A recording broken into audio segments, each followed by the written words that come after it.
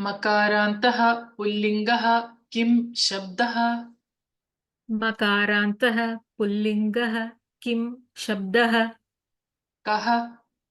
कः, कौ, कौ, के, के, कं, कं, कौ,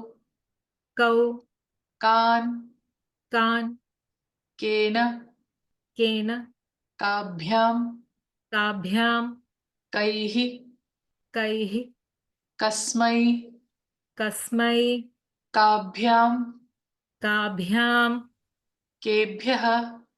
केभ्यः, कस्मात्, कस्मात्, काभ्यां, काभ्यां, केभ्यः,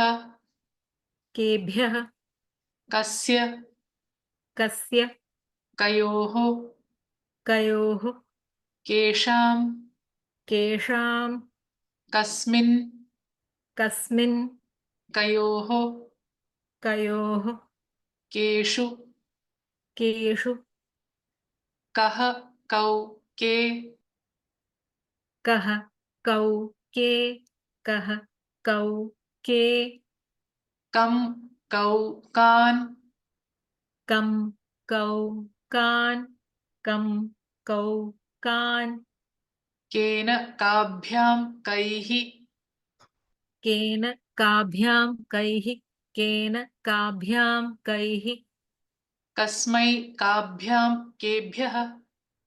कस्मै, काभ्यां, केभ्यः, कस्मै, काभ्यां, केभ्यः,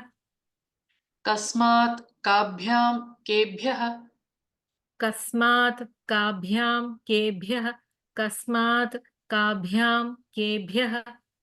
कस्य, कयोः, केषां, कस्य, कयोः, केषां, कस्य, कयोः, केषां, कस्मिन्, कयोः, केषु, कस्मिन्, कयोः, केषु, कस्मिन्, कयोः, केषु, कः, कौ, के, कं, कौ, कान्,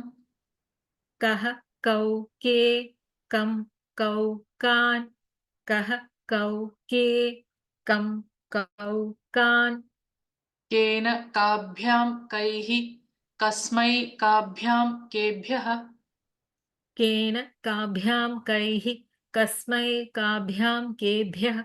केन, काभ्यां, कैः, कस्मै, काभ्यां, केभ्यः, कस्मात्, काभ्यां, केभ्यः, कस्य, कयोः, केषां, कस्मात्, काभ्यां, केभ्यः, कस्य, कयोः, केषां, कस्मात्, काभ्यां, केभ्यः, कस्य, कयोः, केषां, कस्मिन्, कयोः, केषु,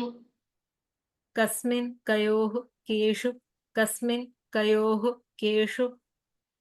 कः, कौ, के, कं, कौ, कान्, केन, काभ्यां, कैः, कः, कौ, के, कं, कौ, कान्, केन, काभ्यां, कैः, कः, कौ, के, कं, कौ, कान्, केन, काभ्यां, कैः, कस्मै, काभ्यां, केभ्यः, कस्मात्, काभ्यां, केभ्यः, कस्य, कयोः, केषां, कस्मै, काभ्यां, केभ्यः, कस्मात्, काभ्यां, केभ्यः, कस्य, कयोः, केषां, कस्मै, काभ्यां, केभ्यः, कस्मात्, काभ्यां, केभ्यः, कस्य, कयोः, केषां, कस्मिन्, कयोः, केषु, कस्मिन्, कयोः, केषु, कस्मिन्, कयोः, केषु, मकारान्तः पुल्लिङ्गः किं शब्दः? कः, कौ, के, कं, कौ, कान्, केन, काभ्यां, कैः, कस्मै, काभ्यां, केभ्यः, कस्मात्, काभ्यां, केभ्यः, कस्य, कयोः, केषां, कस्मिन्, कयोः, केषु,